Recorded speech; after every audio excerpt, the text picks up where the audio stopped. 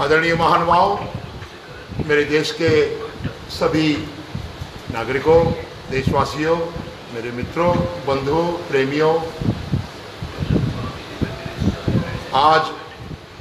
आज स्वतंत्रता दिवस और झूलेलाल साईं की दिल्ली अशोक विहार से झूलेलाल बड़े मंदिर से ये कार्यक्रम आपकी नज़र है। मेरा बड़ा सौभाग्य है कि आज दिल्ली में मैं अपने सभी सिंधी परिवारों, सिंधी पंचायतों, सिंधी संस्थाओं के साथ यहाँ मेरा 4 दिन का प्रवास रहा और मुझे ये मौका आप लोगों के सामने रूबरू होने का मिला। मुझे बहुत बड़ी हृदय में खुशी है और मैं साथ ही साथ शुक्रगुजार हूँ यहाँ के सभी मित्रों का, प्रेमियों का, सत्संगियों का, भाइयों का, सिंधी परिवार का, सिंधी समाज का, जो मुझे ये इज्जत बख्शी गई है। विशेष रूप से मैं भाई साजन सुरेंद्र जी का भी बहुत आभारी हूँ, जिन्होंने ऐसे समय में जब अनुमतियाँ नहीं मिल रही, हमारे चालिया महोत्सव के दरमियान ये कार्यक्रम रखा है। हालांकि ये कार्यक्रम सारी गाइडलाइंस को देखते हुए रखा गया है और इसमें सभी प्रकार की नियमों का पालन किया गया है, विशेष रूप से क्योंकि मुझे बहुत ही उनकी व्यवस्थाओं पर, हमारे सिंधी समाज पर, हमारे झूलेलाल मंदिर अशोक विहार पर बहुत ही नाज है। जो ये कार्यक्रम करते हैं बहुत शिद्दत के साथ करते हैं, इसके लिए मैं एक बार पूरा उनका धन्यवाद करता हूँ। आइए हम आज का सुमधुर भजन जो देश के प्रति समर्पित है हम लोग सुनते हैं।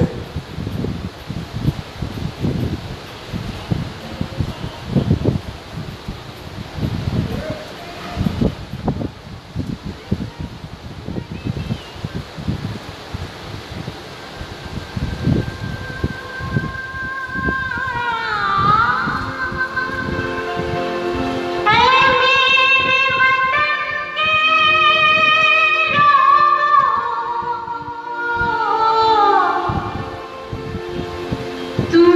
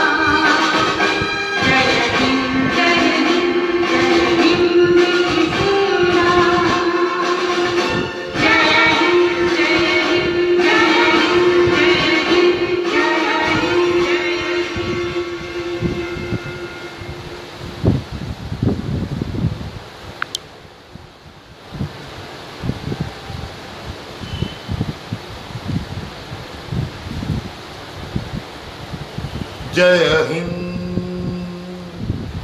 मेरे प्यारे प्यारे देशवासियों, आज ये कार्यक्रम दिल्ली से झूलेलाल बड़ा मंदिर अशोक विहार से प्रसारित किया जा रहा है। आप लोगों की नजर कितनी गहरी बातें हैं। हम पहले भारतवासी हैं। हिंदू, मुस्लिम, सिख, ईसाई, बौद्ध, जैन, सभी संप्रदाय, सिंधी, पंजाबी, उर्दू, सभी हम पहले कुछ भी हैं, लेकिन पहले भारतवासी हैं। मैं इस गीत के माध्यम से, इस भावों के माध्यम से आज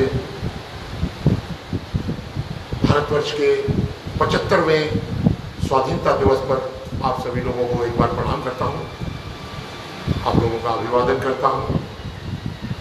और आइए हम लोग जीवन कैसे जिए में आज आप लोगों के साथ रूबरू होते हैं। गहरी गहरी बातें हैं। जीवन जीने के यही तरीके हैं। कैसे जीवन जिए, क्या चाहिए,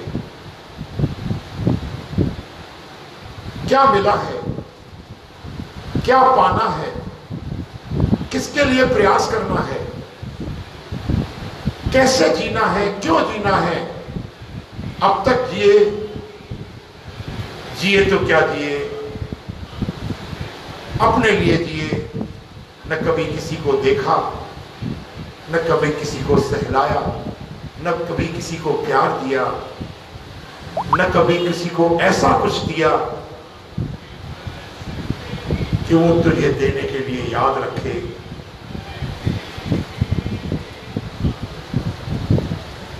मैं तो हृदय से उस परम प्रभु परमेश्वर का बहुत ही शुक्रगुजार हूं। हर पल उनका शुक्र करता हूं और आप सभी लोगों के साथ प्रयास करता हूं कि परमेश्वर ने जो हमें दिया है उसका शुक्र मनाएं, क्योंकि उसने कुछ ऐसा दिया है जो बेशकीमती है। उसने इंसान को जिस वक्त इस धरा पर पैदा किया, इस सृष्टि में इंसान का वजूद लाया गया, इंसान को जन्म दिया गया, उसने ऐसे ऐसे साधन दिए, दे थक पाई, जुगा जुगंतर खाई खाई। मेरे परम प्रभु ने, परमेश्वर ने आपको भर भर के दिया, इतना दिया, इतना दिया कि हमारा जीवन यदि बिना शुक्र के जीता है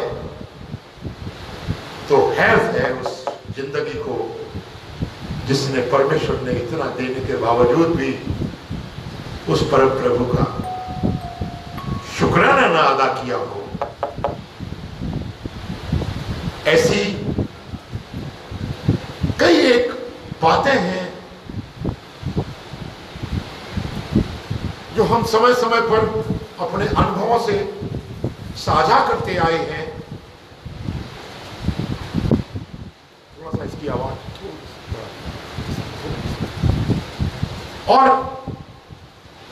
ऐसे जीवन में जब हम ये महसूस करते हैं कि हे परम प्रभु, तेरा शुक्र है, तेरा शुक्र है, तेरा शुक्र है, तूने जो ये हमें जीवन दिया है, ये जीवन तुम्ही ने दिया है, संभालोगे भी तुम। ऐसी हमारे जीवन में एक प्रार्थना प्रभु के जन्म देते ही, इंसान को जन्म देते ही शरीक हो जानी चाहिए। एक ऐसी प्रार्थना, एक ऐसी अरदास जिसमें हम उस परम प्रभु का आभार व्यक्त कर सकें, उसको शुक्रिया अदा कर सकें, उसको थैंक यू बोल सकें। मेरे दोस्तों, भाइयों बहनों, एक छोटा सा काम कोई कर देता है, यहां तक कि हम किसी से एक पेन लेते हैं या रास्ते में कभी किसी से लिफ्ट मांगते हैं और वो हमें पेन दे देता है और हमें लिफ्ट दे देता है, तो हम लोग बार बार उसको कहते हैं, thank you sir, thank you dear, बहुत बहुत धन्यवाद, आपने मुझे लिफ्ट दिया, आपने मुझे पेन दिया, इत्यादि इत्यादि। हम कितना उसके प्रति हृदय से आभार व्यक्त करते हैं, उसको थैंक यू बोलते हैं। मित्रों, भाइयों बहनों, प्रभु प्रेमियों, सत्संग प्रेमियों, एक जरा सी छोटी सी भौतिक संसाधन वाली चीज यदि हमें मिल जाती है तो हम बार बार उस व्यक्ति का शुक्राना अदा करते हैं, उसको थैंक यू बोलते हैं। तो क्या हमारा आपका ये धर्म नहीं बनता कि जिस प्रभु ने आपकी जन्म की पहली सांस से लेकर आपके मृत्यु पर्यंत आपको इतना कुछ दिया है, इतना कुछ दिया है, जिसके लिए आपको शुक्रिया अदा करना चाहिए।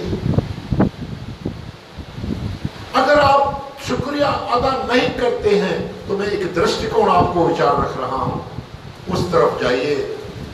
मेरा मानना है कि आप भी उस परम प्रभु को शुक्रिया अदा करना सीखने में आ जाएंगे, मेरे साथ मेरे अभ्यास में आ जाएंगे। और जीवन कैसे जिए, इसमें हम प्रभु का शुक्रिया कैसे अदा करें, आज का मौजू ये रहा।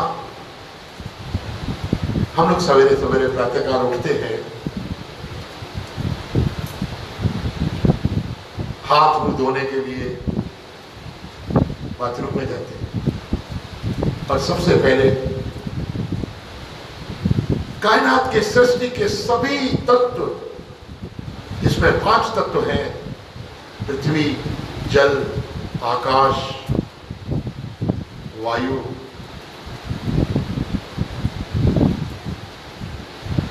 ये 5 तत्व हमारे जीवन में परमेश्वर ने हमारे जीवन में दे दिए हैं।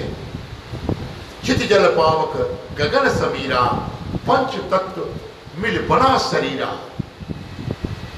5 तत्व को तन रचो, जानहु चतुर सुजान, इहते उपजो नानका, लीनता ही में मान।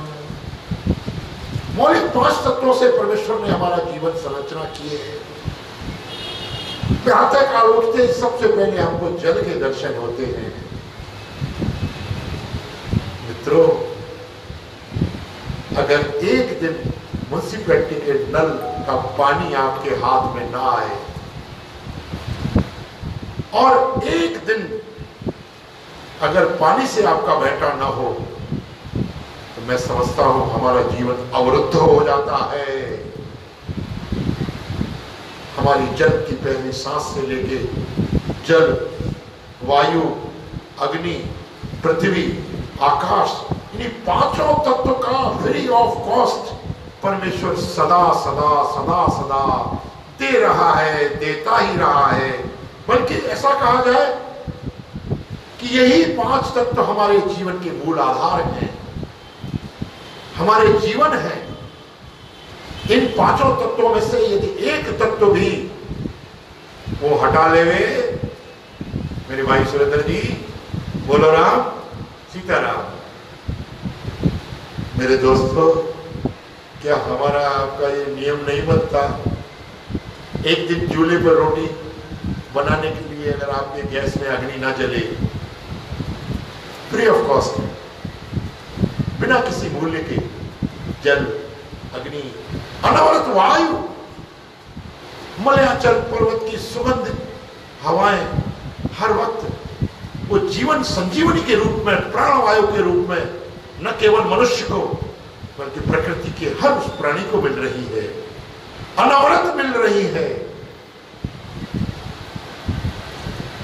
क्या ऐसा नहीं कहना चाहिए कि इन सभी तत्वों का अनवरत रूप से हमको दे रहा है हमारा प्रभु? केवल हम उसके लिए कुछ पल के बैठ के लिए, कुछ पल बैठकर उस परम प्रभु का यदि हम शुक्राना अदा करें, थैंक यू बोले, मैं समझता हूं यदि ऐसा हमारे जीवन में अभ्यासित हो जाए तो इससे बड़ी जीवन कैसे जिए में और कोई बात कही नहीं जा सकती कि जो कुछ प्रभु ने दिया है, रे बंदे, उसका शुक्राना करें। आइए हम उसका शुक्राना करें और ध्यान रखिए, यदि हम शुक्राना करेंगे, यदि हम शुक्राए, तभी हम मुस्कुराएंगे।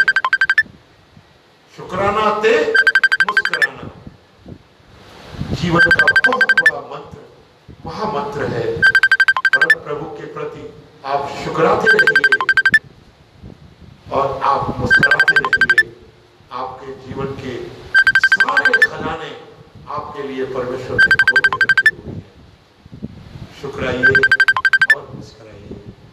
आज के जीवन में, इस समय में जहां जीवन इतना संघर्षपूर्ण है, सभी प्रकार की सांसारिक व्यवस्थाएं जिसमें पारिवारिक, सामाजिक, राजनीतिक, आर्थिक और अन्य प्रकार की सभी व्यवस्थाएं आपके लिए परमेश्वर ने जुटाई हैं, और इन व्यवस्थाओं के बीच यदि हम शुक्राना और मुस्कुराना सीख जाएं तो मुझे ऐसा लगता है कि हमारे जीवन सफल हो गया और परमेश्वर ने हमारे जीवन को ऐसा नायाब तोहफे के रूप में हमें बख्श दिया जिससे हम बार बार ये जीवन आगे के आने वाले जन्म जन्मांतरों तक प्रभु के सुमरन में, प्रभु के कार्यों में, प्रभु के प्रति समर्पित होकर अपनी श्रद्धा और भक्ति भावना से यदि हम शुक्राना और मुस्कुराना सीख जाएं तो हमारे सारे जीवन के आयाम व्यवस्थित हो जाते हैं। ऐसा मेरा मानना है। आप लोगों से भी मैंने ये निवेदन किया। बातें तो बहुत हैं, जीवन किस तरह से हम लोग चल रहे हैं, किस तरह से हमारा जीवन आपके प्रति, समाज के प्रति, परिवार के प्रति, व्यवहार में, व्यापार में, सभी में लगा रहता है, निरंतर लगा रहता है। लेकिन इस जीवन के इस तरह से संलग्न होने के साथ साथ हमारे जीवन की सारी गतिविधियां, सारे हमारे आयाम कार्य करते रहें, हम जीते भी रहें और परमेश्वर का शुक्र भी अदा करते रहें। संभवतः अपने जीवन का मेरा सबसे बड़ा अनुभव यही है कि यदि हम प्रभु के प्रति शुक्र का भाव रखते हैं और हम शुक्राते रहते हैं तो ही हम अपने जीवन में मुस्कुराते रहते हैं। शुक्राते रहिए और मुस्कुराते रहिए। ये बात यहाँ हुई। परमेश्वर हमें सदा इतना कुछ दे रहा है, इतना कुछ दे रहा है। हालांकि ऐसी व्यवस्था मेरे प्रभु ने कर रखी है। ए इंसान, यदि तू ये बात भूल जाए तो समय समय पर सदगुरुओं ने, महापुरुषों ने, गुरु ग्रंथ साहब जी ने भिन्न भिन्न प्रकार के, सभी प्रकार की जितनी भी वेद, पुराण, कहानियां, गीताएं, कथाएं जितनी भी हैं, समय समय पर इंसान को सचेत करने के लिए उस प्रभु ने उनका भी निर्माण किया है, उनकी भी रचना की है। मत भूल रे इंसान, पानी केरा बुदबुदा, यही हमारी जात, देखते ही छिप जाएंगे ज्यों तारे पर भात, क्षण भंगुर की जीवन की कलगा, कल प्रात सवेरे खिली न खिली, भजले रसना हरि नाम अभी, फिर अंत समय खुली न खुली। ऐसा मेरा आभार आप लोगों को व्यक्त है। यही एक पल है। हमने और आपने अपने जन्म से लेके इस वक्त, देखिए थोड़ा सा कैलकुलेटर समीकरण में आपको बता रहा हूं, 8:30 और 27 सेकंड हुए हैं जन्म के पहली सांस से लेकर अब तक। हमने जो कुछ भी था, जो कुछ भी हमारे जीवन में था, घटित हुआ, भूतकाल के सारे घटनाओं को, क्रमों को, घटनाक्रम को, व्यवस्थाओं को, परमेश्वर की नेमतों को, सभी स्थितियों को हमने देखा है। और अब इस बिंदु तक 8:30 तक तेरे जीवन में जो कुछ हुआ है तूने देख लिया है। और इसके 5 मिनट बाद मेरे साजन भैया क्या होना है? तोखे खबर केड़ी हाणे छा थींदो, ईदी हवा या तूफान ईंदो, इहा सुध आहे सुधीरन के, अल्लाह जे वजीरन के, जेके मेटे सघंदा आहिनि तुंहिंजी लाउन लकीरन के, दिल दे तू फकीरन के। मेरे मित्रों, सिद्धि समाज की बहुत ही प्रसिद्ध भजन है ये, मैंने आप लोगों की नजर की। ऐसा गहरा भाव है कि जन्म की पहली सांस से लेके तूने अब तक भूतकाल में सब कुछ देखा है, और 5 मिनट के बाद, 2 मिनट के बाद या अगले पल क्या होना है तेरी जानकारी से बहुत दूर है। तो फिर तू चिंता क्यों करता है मेरे दोस्त? फिर चिंता किस बात की? थोड़ा सा विचार कर लिया आप लोग भी कि जो कुछ देख लिया आपने, अभी तक देख लिया है ना, और आगे पल की आपको खबर नहीं। सामान 100 वर्ष का, हम लोग भटके हुए हैं, हम लोग रमे हुए हैं अपनी अपनी व्यवस्थाओं में, तरह तरह से सभी साधन, भौतिक साधन, व्यापारिक साधन, धन संपदा, संपत्तियां, सब कुछ जुटाने में मशगूल है। आइए एक अंतिम बिंदु इस बात का मैं आपको देता हूं, जो भी है बस यही एक पल, आगे भी जाने ना तू, पीछे भी हो गया सो हो गया, पीछे तो हो गया, आगे भी तेरी खबर नहीं है। क्या, किस पल, किस वक्त प्रकृति क्या लड़ाई ले, कायनात में कैसे अपना बैलेंस करना है। देखिए ना, अभी कुछ दिन पहले कोरोना का प्रकोप इतना आया है ना, ऐसी आपदा, विपत्तियां इंसान के ऊपर आई, कुछ पता था नहीं। लेकिन इस प्राकृतिक आपदा के दरमियान भी हम और आप कुछ सीखे, हमें सीखना चाहिए। हम लोग अपने सदगुरुओं के चरणों में बैठ के, प्रभु हमारी चलती तो वैसे ही नहीं है, जो कुछ चलती है वो उसी की चलती है, तू ही कायनात का मालिक है, तू ही प्रकृति का प्रणेता है, तू ही प्रकृति को रचने वाला है, तू ही संसार को चलाने वाला है। अरे भाई, मैं जो सोच रहा हूं तो क्यों सोच रहा हूं भाई? और फिर तेरी औकात क्या है जो तू सोचता रहता है कि मैं ऐसा करूंगा, ऐसा हो जाएगा, ऐसा करूंगा, ऐसा। अरे एक बार उस परमेश्वर के चरणों में, अपने सदगुरुओं के चरणों में, अपने इष्ट देवताओं के चरणों में, अपने गुरुओं के चरणों में, अपने कुल गुरुओं के चरणों में, अपने आध्यात्मिक जीवन जीने वाले जिनके प्रति आपका श्रद्धा भाव है, उनके चरणों में समर्पण करके तो देखिए। फिर वो तुझसे पूछेंगे, बोल तुझे क्या चाहिए?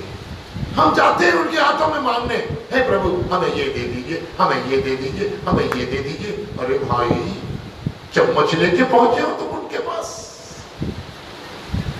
है ना? देने की कला आपने कहां से सीखी? कबीर ने भी मांगा। कबीर ने क्या मांगा मालूम है आपको? साईं इतना दीजिए जामे कुटुंब समाए, मैं भी भूखा ना रहूं साधु न भूखा जाए। कबीर ने अपने परिवार के लिए मांगा, साईं इतना दीजिए। हमारा व्यापक अर्थ पूर्ण संपूर्ण संसार में ये फैला हुआ है कि साईं इतना दीजिए, इतना दीजिए। बहनों, भाइयों, मित्रों, आज मैं एक नया समीकरण आप लोगों के सामने रख रहा हूं। कबीर ने कुटुंब के लिए मांगा, इतना मांगा, लेकिन दृष्टिकोण जरा ध्यान दीजिए। कबीर ने इतना नहीं मांगा, कबीर ने इतना मांगा है, इतना मांगा है। साईं इतना दीजिए, क्योंकि कबीर को ये मालूम है मेरा प्रभु इतना नहीं इतना दे सकता है। तो भक्त अपने भगवान से, अपने सदगुरु से इतना क्यों न मांगे। हाँ, इसमें कबीर का नजरिया एक और था। उसने जो भी मांगा अपने कुटुंब के लिए मांगा। हमारा भी कुटुंब के लिए मांगते हैं, साईं के बच्चों लो, साईं मेरे को बेटा चाहिए, मेरे को बेटी चाहिए, मेरे को ये चाहिए, मेरे को वो चाहिए। मांगिए, सब कुछ मांगिए, लेकिन इतने के साथ साथ इतना भी मांगिए। आइए, एक संसार के महत्तम प्रणेता, महत्तम भक्त कबीर से ये सीखे। उसने ये कहा कि इतना, साईं इतना, इतना शब्द को इतना विस्तृत बना दिया कि साईं इतना दीजिए जाने कुटुंब समाए। और मित्रों, भाइयों, बहनों, कबीर ने पूरी वसुधा को अपना कुटुंब बनाया। वसुधैव कुटुंबकम का वाला भाव कबीर के भावों से था। हे मेरे प्रभु, हे मेरे सदगुरु, मुझे इतना दीजिए जिसमें इस असार संसार में देना मुझे भी आ जाए, क्योंकि देना मैं तुमसे सीखूंगा। एक बार देखे तो देखिए, दीजिए, देना सीखिए। मैं तो कहता हूं बच्चों को भी कुछ अगर देने के लिए आप कहें ना, तो उसको यदि कोई मसरूम, महरूम, कोई मजबूर व्यक्ति आता तो उस बच्चे से दिलवाइए, ताकि बच्चे में ऐसी प्रवृत्तियां आए कि वो देना सीखे। जिस दिन आपके अंदर ये भाव आ गया, वो साईं का दाता वाला भाव आपके अंदर आ सकता है। आप देंगे, वृक्ष कबू नहीं फल बखे, नदी न संचय नीर, परमार्थ के कारणे साधुन धरा शरीर। देते रहते हैं, देते रहते हैं।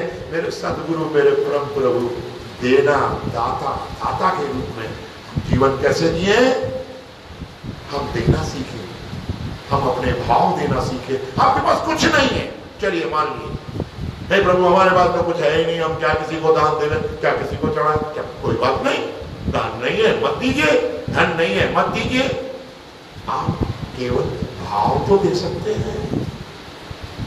एक व्यक्ति मजबूर है, अंधा है, आगे जा रहा है, सामने गड्ढा है, आप उसकी कोई मदद नहीं कर सकते, आपको कुछ दे नहीं सकते, आपके पास कुछ है ही नहीं देने के लिए। चलिए मान लीजिए आप बहुत निर्धन है। इतिहास ऐसे पन्नों से भरा पड़ा है कि जिन लोगों के पास कुछ भी नहीं था, उन्होंने भी बहुत कुछ देकर इस असार संसार को ऐसा आदर्श प्रस्तुत किया। कबीर ने तो अपनी उनी हुई उस दिन की चादर, जिस दिन उसकी बच्ची की शादी थी, वो चादर जो जुल्हे के रूप में उसने अपने घर में बुनी थी, उनकी पत्नी ने कहा, लोई ने, आज बिटिया की शादी है और तुम वही अपना चादर लेके चल दिए चादर बेचने को। उन्होंने कहा, हाँ,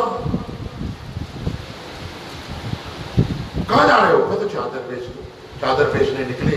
परम प्रभु ने उनकी परीक्षा ली, देखे कबीर की बेटी के अंदर भी उसका कुछ वो है या वो प्रभु के प्रति समर्पित है। वो सामने भिखारी के रूप में परमेश्वर आ गए। उन्होंने कहा, हे कबीर, मैं भूखा हूँ, मैं शीत से व्याकुल हूँ। उन्होंने कहा, अच्छा महाराज, भूख के लिए तो मेरे पास कुछ है नहीं, राम नाम खाओ, राम नाम पियो। क्योंकि कबीर खुद भी ऐसे ही थे।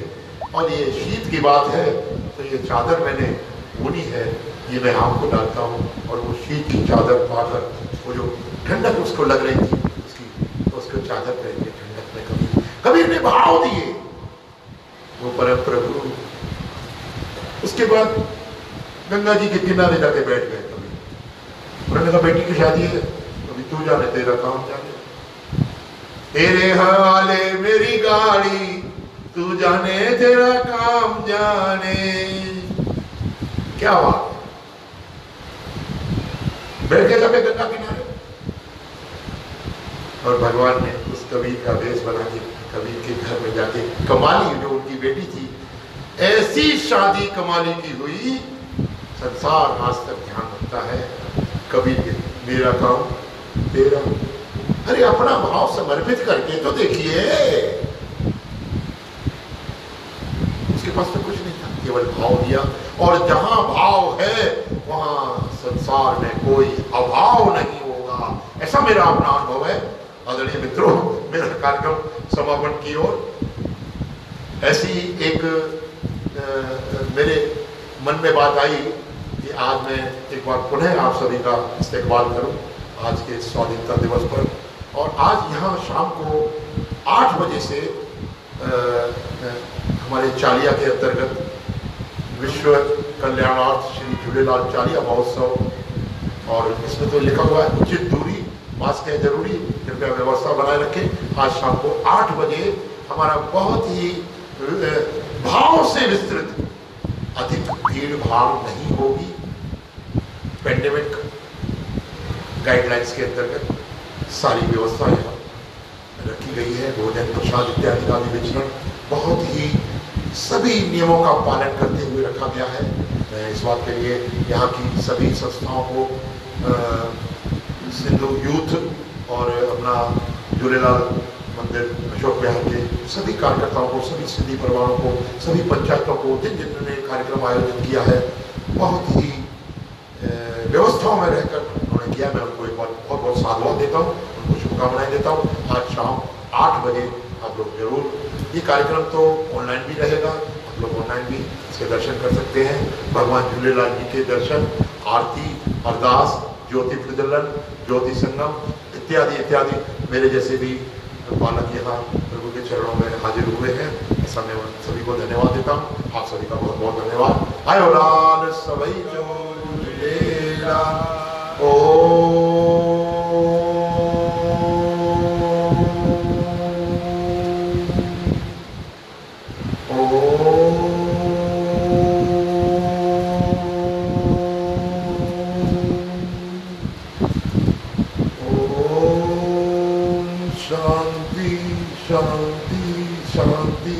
सर्वे भवन्तु सुखिनः, सर्वे सन्तु निरामया, सर्वे भद्राणि पश्यन्तु, मा कश्चित् दुःखभाग् भवेत्।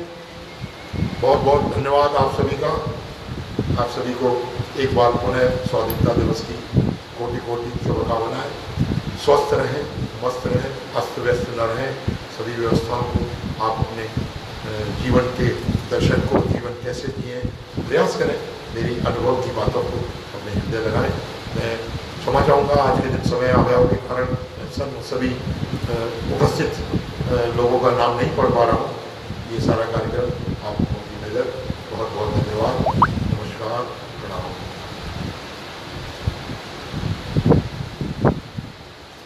आयो लाल सवई चो, आयो लाल सवई चो। आदरणीय सुरेंद्र जी, आपको अब निवेदन है कि जैसे ही विधिवत आरती वगैरह होती है, कृपया वो कार्यक्रम जारी रखें। नमस्कार, नमस्कार।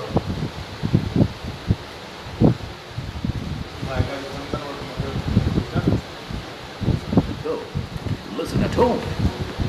Move with your music all day.